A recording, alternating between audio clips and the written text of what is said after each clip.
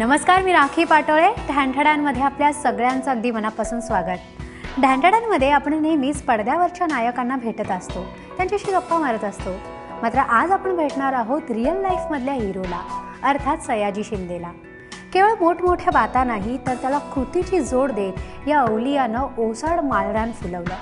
सयाजी शिंदे यांनी सह्याद्री देवराई प्रकल्पातर्फे 50 एकर जमिनीवर आपल्या साथीदारांसोबत झाडं लावली आणि महत्त्वाचं म्हणजे ती जगवली सुद्धा.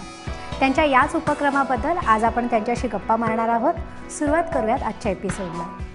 आभाळ कवेत घेतानाही पाय मातीत घट्ट रोवून असणारा प्रतिभावंत कवी, अभिनेता, वेगवेगळ्या टप्प्यावर वेगवेगळ्या पद्धतीने आपल्याला भेटत जाऊनही मातीत नाळ पुरली आहे असा वाटणारा एक म्हणजे जे व्यक्तिमत्व आहे असं मी म्हणणार नाही, पण त्या सगळ्या गोष्टीला 4 चांद त्याने लावले आहेत. अभिनयाच्या कारकिर्दीत तर वेगवेगळ्या भाषांमधलाही टप्पा त्याने पार केला आहे. रंगभूमी असेल, टेलिव्हिजन असेल आणि अर्थात म्हणजे मोठा पडदा तशांगुळे व्यापून राहिला आहे आणि सामाजिक जाणीव कुठेही कमी नाही आहे.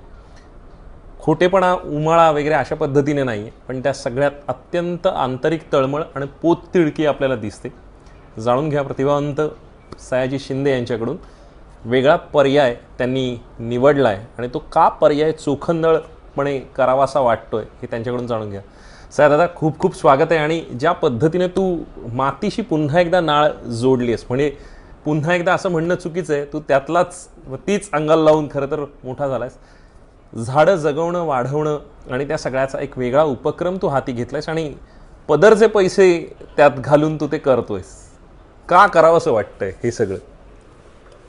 नाही, मला आयुष्यात मी खूप लाईफ बघितलं. समजा इतके वर्षाचा पट बघितल्यानंतर पहिल्यापासून कुठून सुरू केलं आणि कुठपर्यंत पोचलो आणि मागं वळून बघितलं तर असं वाटलं की खरी श्रीमंती तिकडे होती का आणि आपण कुठल्या श्रीमंतीच्या मागे जातो आहे. आणि हे सगळं म्हणजे आयुष्याचा तुम्हारा सतत असतो की जे हवं ते नको वाटतं, नको ते हवं वाटतं, असं करत करत करत पुढे जातो. आणि पुढे आल्यानंतर मला आता पर्सनली अशा 2च गोष्टींवर विश्वास आहे की एक आई आहे, जी मी सतत सगळ्या मुलाखतीत नेहमीच सांगत आलेलो आहे, जी भयंकर निस्वार्थी असते. म्हणजे निस्वार्थी म्हणजे जन्म दिल्या पोटातच तिच्या आपल्या मेंदूची वाढ होते, आपल्या हाडांची वाढ होते, आपल्या फुफ्फुसाची वाढ होते, आपण परिपूर्ण होतो आणि ह्या दुनियेत येतो. तेव्हा खरं तर मग जगतो तो फक्त ऑक्सिजन घेतो आणि बरं वाटतं आपल्याला. बाकीची गोष्टी जी काही पैसा, प्रसिद्धी मिळवण्यासाठी आपण लाईफ झगडत जातो आणि आहे त्यापेक्षा मोठं व्हा असं करत जातो. तर असं वाटतं की हे सगळंच काही खरं नव्हतं. तर खऱ्या गोष्टी कुठल्या असा शोध लावताना मला ह्या 2 गोष्टी पटल्यात. आणि नंतर मला असं वाटलं की गेल्या 50 वर्षातला अभ्यास जर माझ्या डोक्यात जो आला तो असा आहे की चला आपण सगळ्यांनी मिळून ह्या पिढीनं खूप जंगल नष्ट केलं, खूप ऑक्सिजनची वाट लावली जो माणसाला आवश्यक आहे. म्हणजे आपल्या घराच्या पाठीमागं प्रत्येक गावागावात वेगवेगळे शब्द असतात. परस असतो, परसदारी, काय प्रत्येक कोकणात वेगळ्या इकडे जाऊ, पण झाडं होती आपल्याकडं. तर झाडं ही कार्बन डायऑक्साईड खेचतात आणि ऑक्सिजन बाहेर फेकतात. म्हणजे ऑक्सिजन आपल्याला देतात आणि आपल्यातलं वाईट असेल ते गुण ते घेतात. आणि इतकं आपल्या जीवनाशी त्यांचं नातं आहे आणि हे नातंच आपल्यापासून दूर व्हायला लागलं आहे. तर गावात जेव्हा मी होतो तेव्हा असं मला वाटतं की आत्ता गावापासून किमान 5-6 किलोमीटरवरती झाडं नाही आहेत. जी मी लहानपणी 3री-4थीत असताना गावातनं घराच्या बाहेर पडल्यानंतर एक 100-200 फुटावरची झाडं तोडायला सुरुवात केली. तेव्हा जगण्यासाठी म्हणून आपल्या उन्हाळ्यात, पावसाळ्यात चूल पेटून अन्न शिजवण्यासाठी म्हणून लागायचे ते. पण नंतर त्याच्यामुळं खूप नुकसान झालं आहे आपलं, अख्ख्या पिढीचंच, अख्ख्या जगाचं, प्रत्येक देशाचं. तर कार्बन डायऑक्साईड एवढा तयार झाला आहे की त्याला आता जागाच नाही आहे. तेव्हा मला असं पर्सनल लेवलवर वाटलं की आपण ही झाडं परत लावली पाहिजेत. आणि आपण सगळ्यांना तर काय बदलू शकत नाही. खरं तर आपण कार्बन डायऑक्साईड निर्माण करणाऱ्या सगळ्या गोष्टी लगेच थांबवल्या पाहिजेत. पण हे लोक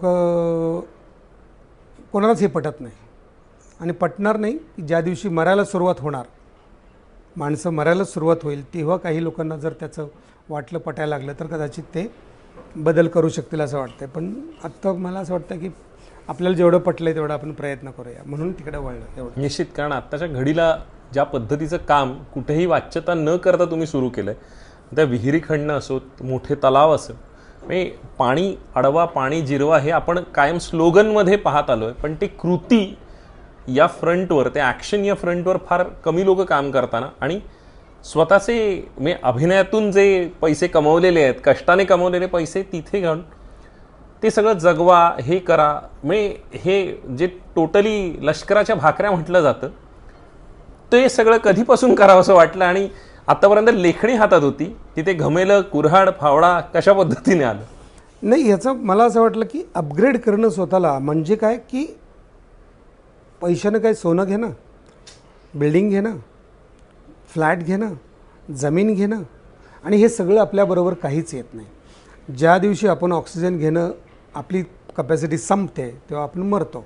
आणि ऑक्सिजनच कमी असाल तर आपली कपॅसिटी असताना पण आपण लवकर मारणार. तर हे मला फार जहरी विषारी वाटतं आहे की आपल्याला, आपण तो जगात कुठेही जिथं टिटलीजमध्ये जातो, स्वित्झर्लंडला गेलो किंवा उंच ठिकाणी गेल्यानंतर जिथं ऑक्सिजन लेवल कमी होते तिथं आपोआप पायात आपल्या अंगात पेटके येतात, गोळे येतात, कारण ऑक्सिजन लेवल कमी व्हायला लागते. श्वास, आपल्या हालचाली मंद करायला लागतात. तर ऑक्सिजन लेवल जिथं जिथं कमी आहे तिथं तिथं आपल्याला लक्षात येतं की शरीराला त्रास होतो. आता ही लेवल जर आपण जिथं जगतो तिथं भरपूर ऑक्सिजन आहे, तो ऑक्सिजनच येणं बंद झालं तर माणसाचं काय होईल? मग तुम्ही जी कमवता ती प्रॉपर्टी, तुम्ही जे कमवतात ते गाड्या, तुम्ही हे सगळं कुठे जाईल? कुठेच राहणार नाही. आता हे मला जेव्हा पटल्यापासून असं वाटलं की मला गरजेचं किती आहे, माझ्यासाठी किती आहे, माझ्या फॅमिलीसाठी किती आहे, याच्यानंतर आपण कशासाठी करायचं? कारण आपल्याबरोबर काहीच येणार नाही. तर आपल्याबरोबर राहील तो ऑक्सिजन. ज्या दिवशी आपण सुदृढ नसो तर ऑक्सिजन घेणं बंद झालं की आपण मरणार आहोत. मग माझ्याकडे 1000 किलो का सोनं असे ना, किंवा जगातल्या सगळ्या दुनियाभराच्या गाड्या का असं ना, किंवा कशाला श्रीमंती म्हणायची, तर मला असं वाटतं की तुमच्याकडे वृक्ष बँक केवढी आहे, तुमच्याकडे वृक्ष किती साठवले तुम्ही, जमा केले तुम्ही, किंवा ऑक्सिजन निर्माण करणारी यंत्र तुमच्याकडे किती आहेत, त्याच्यावर ते श्रीमंती ठरवावी. तर श्रीमंतीच्या व्याख्येचा जो प्रॉब्लेम आहे आपल्या समाजातला, तो जरा एकदा तपासून बघितला पाहिजे. आणि म्हणून आम्ही, आमचे काही मित्र आहेत सगळे, म्हणजे महेश गायकवाड असो, सुहास वांगणकर, दादासाहेब यादव असो, विजय निंबाळकर असो, अरविंद जगताप आहे माझ्याबरोबर, सचिन चंदाने, म्हणजे ही सगळी मित्रमंडळी आम्ही सगळ्यांनी म्हणून ठरवलं की हे काम करूया, तर वृक्ष बँक तयार करू. रघुनाथ ढोले नावाचा एक मित्र आहे पुण्यातला, तो दरवर्षी लाखो झाडं तयार करतो आणि लोकांना बक्षीस देतो. तर ही प्रत्येक जिल्ह्याला एक बँक असावी. तर कुठली असावी? ती वृक्ष बँक असावी. आपण म्हणतो हा पुढारी आहे आणि त्यांनी 2000 एकर जमीन घेतली, आणि असं वाटतं की हा मनुष्य जातीला कलंक आहे ना.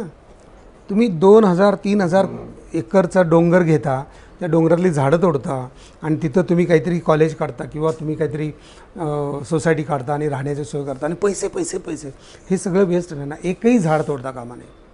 आणि स्पेशली आता होळी आहे, तर होळीला पहिल्यापासून खूप झाडं तोडायची आणि कॉम्पिटिशन लावायची गावागावात की होळी, आमच्या गावातली होळी मोठी आहे म्हणून तुम्ही सगळे ते वृक्ष तोडता.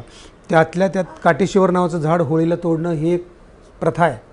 ते काटेश्वर झाड म्हणजे उन्हाळ्यात त्याला लाल फुले येतात आणि त्याच्यामध्ये दव साठतं आणि ते पाणी प्यायला पक्षी येतात. किमान 40 ते 50 प्रकारचे पक्षी,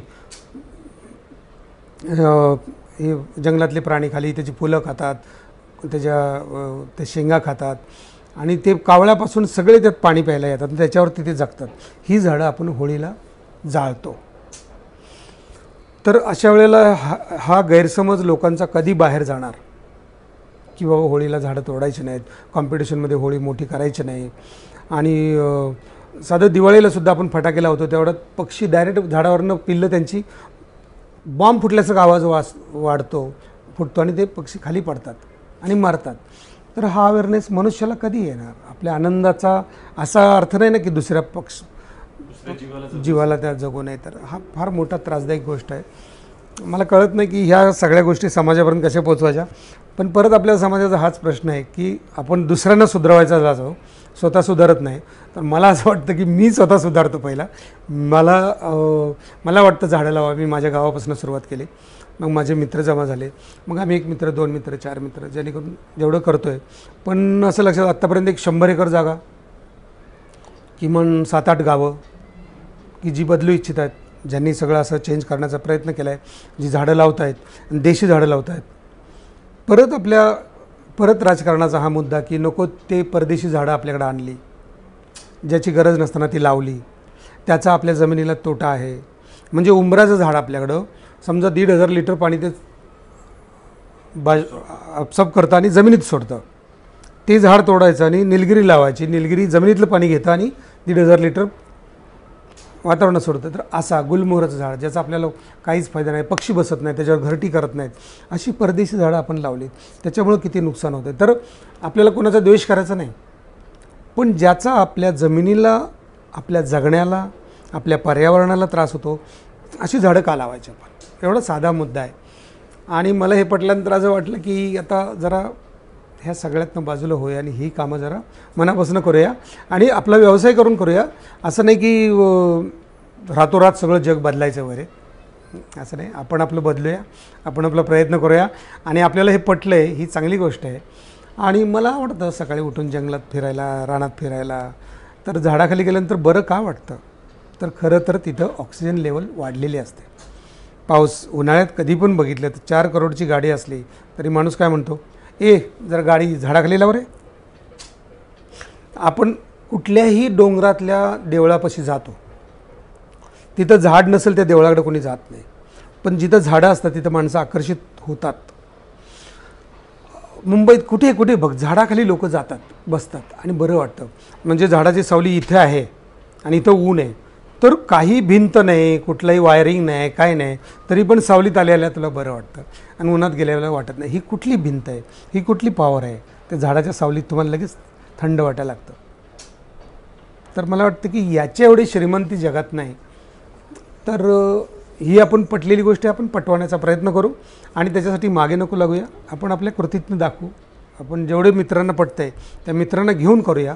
आणि मला असं वाटतं की एकाची 10, 10ची 100 होतील, तर वाढत जाईल हे असं. काही वेळा प्रकारचे घडलेले आहेत, जी लावलेली झाडंही तोडली आहेत किंवा त्या पद्धतीचं काय म्हणजे ह्या वृत्तीला काय म्हणायचं आणि ह्या सगळ्या गोष्टीवर तो त्याने कुठेही हुरूप कमी न होऊ देता तुम्ही ते काम करताय, हे जास्त महत्त्वाचं. कारण कित्येक लाख रुपयांचं तुमचं पदरचं नुकसान झालं. आता काय म्हणायचं, या एका गावातल्या माणसानं काय त्याला विकृती म्हणूया किंवा टाईम बिंग तो वेडा झाला असेल. शेतकरी कधी असं झाडं तोडणार नाही, पण त्याचं माइंडमध्ये संतुलन बिघडलं असं समजू आपण, मानसिक संतुलन बिघडलं. पण मी म्हटलं हा तर ठीक आहे की याला आपण माफ करूया, त्याला सांगूया की ह्याच्या पुढं जास्त झाडं लाव, परत वाढव. आपण त्यांना जाऊन समजावून सांगितलं, गावाने समजावून सांगितलं, परत तिथं लगेच झाडं लावली. पण त्याहीपेक्षा जो अतिशय मोठा मुद्दा आहे की प्रत्येक जंगलात आजही गाववाले जगण्यासाठी झाडं तोडतातच आहेत, त्याच्यावर जगतातच आहे. ह्याच्यावर कुठं बंधन येतं आहे? आजही प्रत्येक खातं आपलं काम करतं आहे का? तर नाही करत आहे. वन खात्यातले वनरक्षक, त्यांना किमान 100 एकर 1000 एकर एवढी जमिनीचा ताबा एका वनरक्षकाकडे असतो समजा. म्हणजे डिटेलमध्ये किती जावं तर त्यांची जबाबदारी असते ना, तो काही करू शकत नाही. तिथं गावातले लोक येतात, झाडं तोडतात. हे किती गेले 50 वर्ष चालू आहे, त्याच्यावर कुठे बंधन आहे? तर ही आपण एवढं मानूया की जगात चांगली लोकं खूप आहेत, आपल्या मनुष्य जातीला त्रास होणार नाही. आपण प्रयत्न करूया एवढ्या बाबतीत. कारण इथं ही बाबा 100 झाडं तोडली आणि आपण लगेच 1000 झाडं लावली, तर मला असं वाटतं की या ऐकणारे सगळे जे लोक आहेत, मला खूप लोकांचा चांगला अनुभव आला की गावागावातनं, कित्येक गावातनं, आता फलटणची ती खटके वस्ती आहे, त्या पोरांनी 50 एकर जागेत सेम देशी झाडं लावली, त्यांना ठिबक सिंचन केलं, त्यात पाणी टाकलं. अशी म्हणजे आता तर पांगरी गावचा तो आमचा योगेश गायकवाड पोरगा आहे, तसाच येऊन भेटला आणि एकदम त्यांनी मनावर घेतलं आहे की हे सगळं काम करूया. वावर हिऱ्याचा तो मधुकर नावाचा पोरगा, असे 4-5 पोरं आहेत.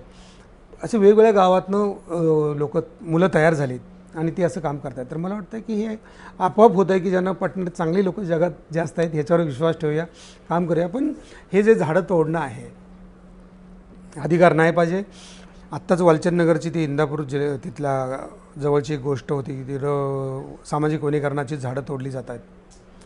तर काहीतरी मॅनेज करून सामाजिक वनीकरणाच्या कुठल्या तरी अधिकाऱ्याने त्यांना परवानगी दिली आहे की हो असं आहे, ही झाडं तोडायला पाहिजेत. पण कागदोपत्री खोटं सांगितलं आहे ना की ही आंब्याची झाडं आता मरण्याच्या लायकीची आहेत आणि फांद्या वाळल्यात आणि म्हणून तोडायला पाहिजेत. मग त्या अधिकाऱ्याने हो असं असेल तर ह्या नियमात बसून ते काढा तुम्ही. पण प्रॅक्टिकली कोणी बघायला गेलं आहे का? ते आंबे नाहीत मरण्याचे झालेले, ते खूप आंबे देत आहेत.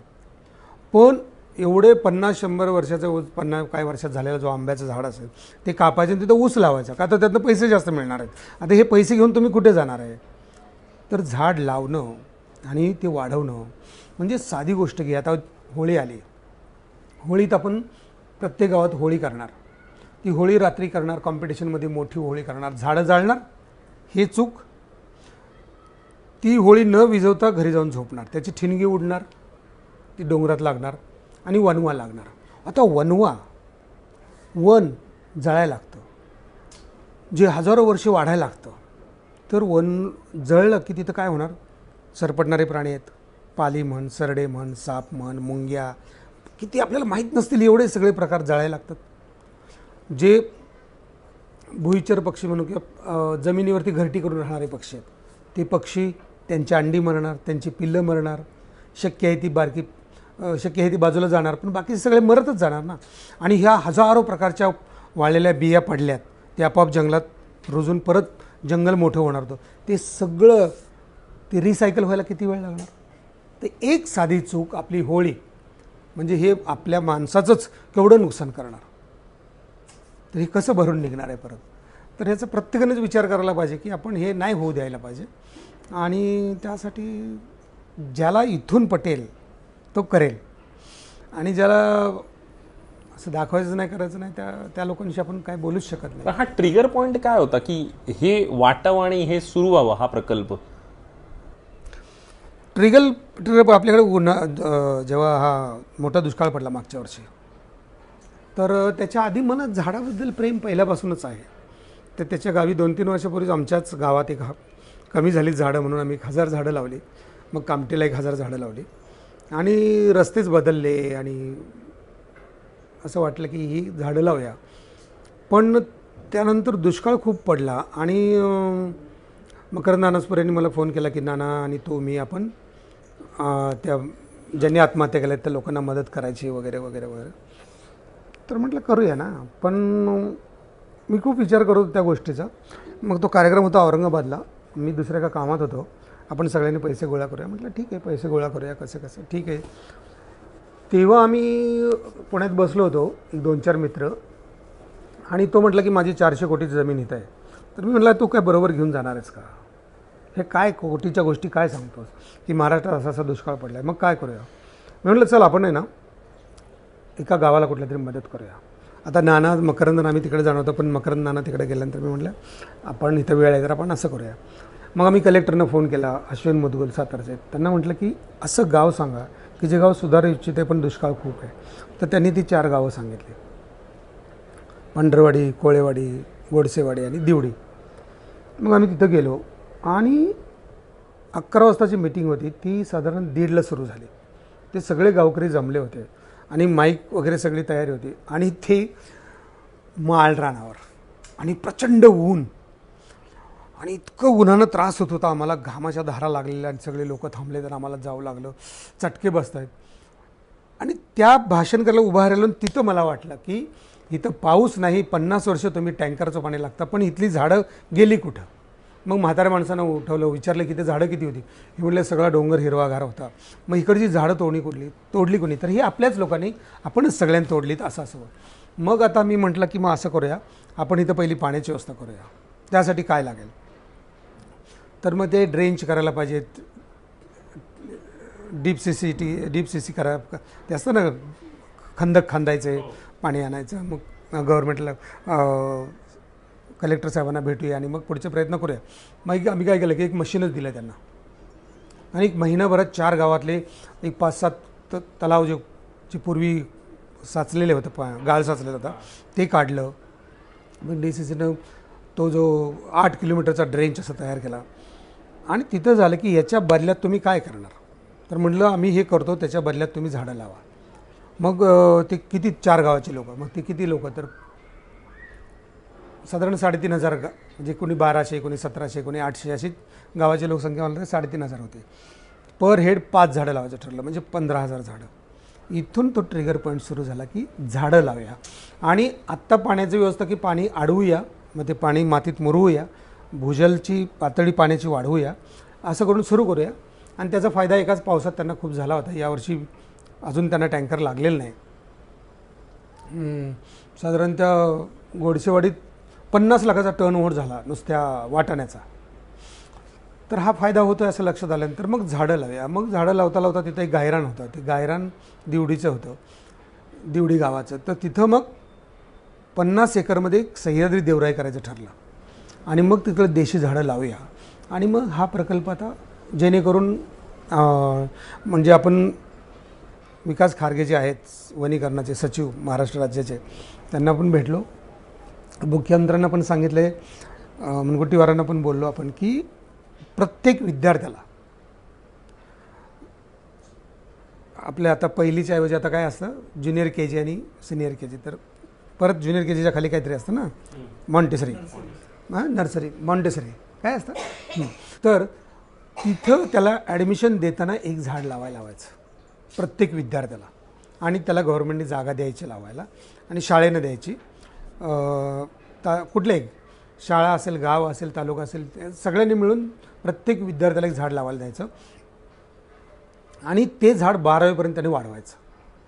आणि दरवर्षी त्यानं आपल्या सर्टिफिकेटबरोबर पास होण्या सर्टिफिकेट फोटो त्याचा किंवा त्याच्या वाढदिवसाला एक फोटो, आणि 12 वर्षानंतर त्याला एक पुढच्या वर्गात जाण्यासाठी 10, 12, 15, 20 मार्क जे काही स्ट्रॅटर्जी ठरेल ती वाढवून द्यायची. तर मग पर्यावरणाचं महत्त्व विद्यार्थ्याला सांगायला नको. कारण काय 5वी 6वीत आल्यानंतर ते झाड एवढं झालं असेल, त्या विषय काय असेल, काय बोलतो तू पेरूचं झाड लावलं, पण लोक माझ्या आंब्याला लय आंबे यायला लागले रे.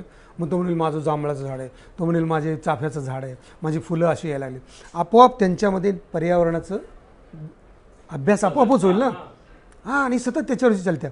मग कुणी आयुर्वेदिक झाडं लावा, कुणी वेली लावा, कारण त्यांच्या जगण्याचा भाग असेल. आणि मग घरामध्ये आपल्याला कसं होतं की आपल्या मुलाचा तो अभ्यास पूर्ण नाही की आपण काय म्हणतो इतिहासमधला हा धडा वाच, हे पाठ कर, की लगेच आईवडील त्याला घेऊन बसतात, तो धडा शिकवतात. तसं हे झाड लावायला, त्याला खत द्यायला, त्याला पाणी घालायला फॅमिली पण मदत करेल. नकळत फॅमिलीचा पण तो पर्यावरणाचा अभ्यास होतो, त्यांना पण झाडाबद्दल प्रेम होतं. म्हणजे आत्ता मला असं वाटतं की मी 3री 4थीत असताना आमच्या शेतातलं जांभळाचं झाड, त्याची चव माझ्या डोक्यातनं कधी गेली नाही, त्याचा कलर माझ्या जिभेवरचा कधी गेला नाही, त्या झाडाची सावली माझ्या डोक्यातनं गेली नाही. पण मी 5वीला कुठला विषय होता तर मी विसरलो आहे, 7वीला कुठले विषय होतं विसरलो आहे. पण आमचा खोबरे आंबा मी विसरलो नाही, आमचा केसरी आंबा मी विसरलो नाही, गोटी आंबा विसरलो नाही. हे सगळं कसं काय लक्षात राहिलं. तर मला वाटतं की हे त्या खेड्यात मी वाढल्या असल्यामुळं मला त्याचा तो पाठलाग आहे माझा. तसं असा एक प्रकार व्हावा जेणेकरून पर्यावरणाचं हे जास्तीत जास्त लोकांपर्यंत जावं. ते त्यांनी सर आता थोडं विषयांतर करतो, पण या सगळ्यामध्ये म्हणजे ज्या पद्धतीने मी घराखाली मर्सिडीज उभी आहे, पण एक असा दिवस होता की त्यावेळेला विक्रोळीचा ते बहुधा तो दिवस असेल, बाईक होती, सगळे त्या सगळ्या गोष्टी सुरू होत्या आणि फिल्मफेअर अवॉर्ड वगैरे. मला अरविंद जगतापने एक आठवण सांगितलेली आणि ती तू सांगावीस असं मला वाटतं. कारण केवळ या सगळ्या गोष्टी नाही, लौकिक अर्थाने मोठे होत असतानाही पाय जमिनीत रोवून राहणारा तू आहेस, म्हणून मला ते वाटतं की तू आठवण सांगावीस असं. मला ते अबोली पहिला सिनेमा आणि त्याचं फिल्मफेअर अवॉर्ड मिळालं. नाही, फिल्मफेअर नंतर शूल फिल्म मिळाली आणि त्याचं अंधेरीला ते होंडा कुठला अवॉर्ड असं best villain of the year असं कुठलं तरी अवॉर्ड होतं. काय screen award, screen award, Honda sponsor काहीतरी असं ते स्क्रीन अवॉर्ड होतं. तर अंधेरीला तिकडं होतो. तर मी चुनाभट्टीला राहायचो, तर मी बँकेत कामाला होतो. तर बँकेत आम्हाला 1 लाख रुपये कर्ज मंजूर झालं होतं. तर सगळ्यांनी कल्याणला आधारवाडीला आता जे आहे तिथं सगळ्यांनी घरं घेतली होती. पण मला ॲक्टर व्हायचं होतं, मला प्रवास नव्हता करायचा, म्हणून मी कुर्ल्याला चुनाभट्टीला, आम्ही ती एक झोपडपट्टी आहे चुनाभट्टीला ताडवाडी म्हणून, त्या ताडवाडीत एक झोपडपट्टीले माळ्यावर माळे चढतात ना, असं एक पोटमाळे असं तिथं घर घेतलं होतं मी. 70,000चं. आणि मला हे शूलसाठी अवॉर्ड मिळालं. आणि स्कूटरवर कसं जायचं म्हणून लग्नातला कोट घालून वगैरे अवॉर्डला आम्ही रिक्षा करून गेलो. आणि मला एकदम बेस्ट व्हिलन अवॉर्ड मिळालं शूला. आणि ते घेतलं आणि ते सुटलं तेव्हा 12-12:30 झालं ते. तर आम्हाला अवॉर्ड घेतलं कोट घालून रस्त्यानं चालतोय पण रिक्षाच मिळणार आहे. आणि ते बरं दिसत नव्हतं ना कोट घालून रिक्षा करणं वगैरे. तर ते मग कुठेतरी आल्यानंतर रिक्षा मिळाली आणि मग घरी आलो तर काहीतरी 2:30-3 झाले होते. तर अवॉर्ड घरात लावलं वगैरे तर आता झोपायचं. तर बायको म्हणाली की आता थांबा 3:30-4ला आता पाणी सुरू होतं ना. तर तो झोपडपट्टी म्हणजे वरती झोपडपट्टी होती असा हंडा घेऊन पायऱ्या चालून पाणी न्यायला लागायचं. तर म्हटलं मग आता पाणी भरूनच आपण झोपूया. मग आम्ही ते पाणी भरलं हंड्यानी 2-3 हंडे टाकले. 3 हंड्यात ते छोटी टाकी होती ती प्यायचं पाणी भरलं की मग बाकीचं नंतर भरूया असं ठरलं. ते पाण्याचं भरलं आणि मग झोपलो. ते असं होतं. आणि मग पण त्याच्या पाठीशी मी वडिलांचं नेहमी उदाहरण देतो की 69 सालाला भूकंप झाला तेव्हा वडील म्हटले गव्हर्नमेंटने पत्रे दिले होते. तेव्हा वडिलांनी पत्रे घेतले नाहीत. ते म्हटले की भूकंप काय गव्हर्नमेंटने केला आहे का? हा भूकंप झाला, माझं घर पडलं, माझं मी बांधलं होतं, मी परत बांधेन. त्यामुळं मी 10%चं घर घेण्याच्या कधी मागे लागलो नाही. त्यामुळे मी मुंबईत आल्यावर 30,000चं घर घेतलं, मग 70,000चं घेतलं, मग 7 लाखाचं घेतलं, मग 20 लाखाचं घेतलं, मग 2 करोडचं घेतलं, मग 4 करोडचं घेतलं. असं वाटलं. तर मला असं वाटतं की घर किती मोठं घेतलं किंवा किती पैशाचं घेतलं आहे त्यापेक्षा स्वतःच्या कर्तृत्व कणा जो आपला आहे तो जो आहे ना, म्हातारे मेलेचं दुःख नाही, काळ सोकवता कामा नाही. तर तो काळ कधी सोकू दिला नाही. आपण आपल्या जागेवर ठाम आहो. आणि आजही परत वाटतं की ती माणसं विसरूया नको, तो निसर्ग विसरूया नको. आणि माणसांवरचा विश्वास उडेल एक वेळ, पण निसर्गावरचा उडता कामा नाही. कारण निसर्गामुळंच आहोत आपण. पंचमहाभूत याच्यापेक्षा जगात काहीच खरं नाही. त्यामुळं असं वाटतं की म्हणून आता ह्या आयुष्याच्या टप्प्यावरती असं मला वाटतं की आपण मनुष्यजातीला अशा पद्धतीने मदत करण्याविषयी किंवा आपल्याला आनंदाची गोष्ट काय वाटत असेल तर ही असावी. अगदी आपण उगाच मनुष्य जात आणि समाजसेवा आणि सामाजिक जाणीव बांधिलकी वगैरे हे सगळं विसरूया. आपल्याला खरंच आनंद कशात वाटतो तर आता गाडीत बसणं किंवा मोठं काही खरेदी करणं का कागदोपत्री खूप श्रीमंत आहे असं सांगण्यापेक्षा सकाळी उठून रानात चालायला, डोंगरात गेलं, झाडाच्या बाजूला राहिलं, झाड वाढताना बघितलं. कोणीही पण प्रत्येकाने प्रयत्न करावा की आपलं झाड वाढताना आपण बघावं. त्याला आलेली फुलं, त्याला आलेली फळं, त्याचं जसं वाढ होईल तितकं बघणं आनंददायक आहे. तर मला वाटतं हा आनंद जपावा. आपलं मूल वाढताना जसं आपण आनंद घेतच असतो वगैरे. पण मूल फसवेल तुम्हाला एक वेळ, कदाचित तो स्वार्थी होईल, एकदा कदाचित परदेशी शिकायला जाईल, कदाचित तुम्हाला विसरणार नाही. पण झाड आपल्या जागेवर स्थिर असतं. ते तुम्हाला सतत सावली देईल. तुम्हाला वर्षभर 5 झाडं बाजूला असतील तर तुम्हाला काही विकत घ्यायची पण गरज नाही. वाईट विचार येऊ देणार नाहीत. मला तर असं वाटतं की झाड वाढवणं हे एक मेडिटेशन केल्यासारखंच आहे. ह्याच्यापेक्षा मेडिटेशन वेगळं काही नाहीच आहे. ते वाढवा, शांत राहा, सुखी राहा, आनंदी राहा. मला असं वाटतं सृजनाचा अंकुर जो आहे तो तू फुलवायचा प्रयत्न करतोस, तो प्रत्येक मनात, हा इंटरव्ह्यू बघणाऱ्या प्रत्येकाच्या मनात तो फुलेल. पण मला असं वाटतं जाता जाता मी या सगळ्याबद्दल तुंबारामधलं तुझं जे आवडीचं काव्य आहे ते तू बोलावंस असं मला वाटतंय. तुंबारा हे मी काय 87-88 90च्या दरम्यान कधी लिहिलं आहे. एका रात्री असंच कधीतरी लिहिलं. तर त्याचं मला असं वाटतं की माझ्या परस्पर आपल्यात एक माणूस असतो का, कॉन्शियस अनकॉन्शियस माइंड किंवा काय त्याला जे काही नावं द्या, पण आपल्यातला आपण कोणतरी जो असतो. तर ते असंच एका रात्री असंच उठलो आणि लिहायला सुरुवात केली.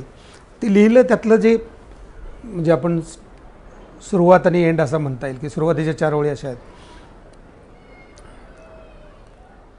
ऐसे एक एक ढेकुळ जमवून माती गोळा करून त्यात पाणी ओतून मातीचा गोळा बनवला असे.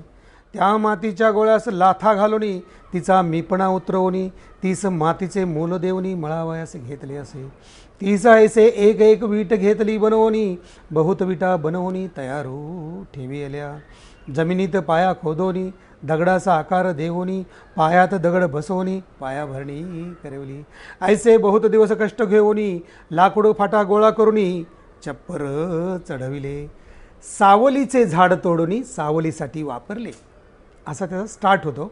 की जगण्यासाठी माणसानं ज्या दिवशी माणसाला शेती करायचं वाटलं त्या दिवशी माणसानं घर करायचं ठरवलं, त्या दिवशी माणसानं झाडं तोडली आणि घरं बांधली, माती आणि झाडाचं म्हणून घर बांधलं. मग त्या नाटकात म्हण जे काही लिहिले त्याच्यात म्हण की वाढ होते की तो गावातनं शहरात येतो, मग त्याची प्रगती होते आणि तो सगळं जगणं बघतो, असं त्याचा नंतर केलेला नंतर अभ्यास लक्षात येतं. आणि एंडला तो असं म्हणतो की आता रानात जाऊया, आता डोंगरात जाऊया, तिथं 1 कोंब 2 कोंब, कोंबच कोंब, एक आपलं झाड, त्याची तिथंच होणार वाढ, खरखरीत मायाळू कडा, त्याला झाडाचा पडला वेढा, दगडाचं झाड विशाल, त्यावर झाडाची एक मशाल. तर असं लिहिलं आणि मला असं वाटतं की मी माझ्या आयुष्यात जे मनात ठरवलं तेच करत गेलो आणि त्या नाटकात 20 वर्षापूर्वी लिहिलेलं आता मी प्रत्यक्षात परत ते आणतोय आणि परत तशीच झाडं लावतोय की स्थितप्रज्ञ होतो माणूस, की नंतर काय की झाडासारखं जगा, फक्त सावली द्या, पक्ष्यांना प्राण्यांना सगळ्यांना त्याची मदत होते असं होतं. आणि हा मला वाटते हा मी म्हणतो की जगात उत्तम खेळ कुठला असेल तर मनाचा खेळ. तर माझ्या मनातला हा खेळ होता की खेडेगावातनं निघालो आणि इकडे यायचं ठरलं, जमीन धरणात गेली, मग ॲक्टर व्हायचं ठरलं, नाटकाचा अभ्यास केला, पण आपण आपले बरे आहोत तिथे खरे, जे आहे ते मान्य करावं असं करून ते नाटकात आलो, नाटकातनं सिरियलमध्ये गेलो, सिरियलमध्ये मराठी सिनेमा, मराठी सिनेमातनं हिंदी सिनेमातनं Tamil cinema, Telugu cinema, Kannada cinema, Malayali cinema, असं करता नंतर असं वाटलं की बेसिक तर हेच आहे. आणि मग परत म्हणून म्हणतो की मनाचा खेळ आहे, तसं माझं जगणं झालं आहे. आणि ह्या जगण्यात मला एंडला असं वाटतं की आई खरी आहे आणि झाडं खरी आहेत, बस एवढं आपण मानतो. एवढं लोकांनी विचार करावा आणि त्यांच्या पद्धतीने त्यांनी काम करावं, त्यांच्या पद्धतीने त्यांनी आनंद घ्यावा, आपलं एवढं म्हणणं आहे, एवढंच आपलं. निश्चित हे असं जगणं तुझं झाडासारखं व्हावं एवढ्या शुभेच्छा देतो या प्रकल्पाला. इतका आपलेपणाने बोललास, मनापासून बोललास आणि तेवढाच तू रूटेड आहेस. या सगळ्या प्रकरणाला मी 4 चांद लागावेत. मी तुझ्या हे स्वप्नांचं इंद्रधनू असंच खुलत राहावं प्रत्येकाच्या मनात आणि तो सृजनाचा अंकुर फुलत राहावा. माझ्या मनात एवढंच आहे की प्रत्येक जिल्ह्यात अशी एक वृक्ष बँक व्हावी आणि त्या वृक्ष बँकेत प्रत्येक जिल्ह्यातल्या वृक्षप्रेमींनी एकत्र यावं आणि ह्या पर्यावरणाचा अभ्यास वाढावा आणि ते शाळात जावा, विद्यार्थ्यापर्यंत जावा. मग मला असं वाटतं की पुढच्या पिढीसाठी आपल्याला फार चिंता करण्याचं कारण नाही. Thank you so much, so sweet of, thank you. आणि यासोबत ढांढाळ्यांच्या या स्पेशल एपिसोडमध्ये वेळ झाली आता इथेच थांबायची. बघत रहा ABP माझा.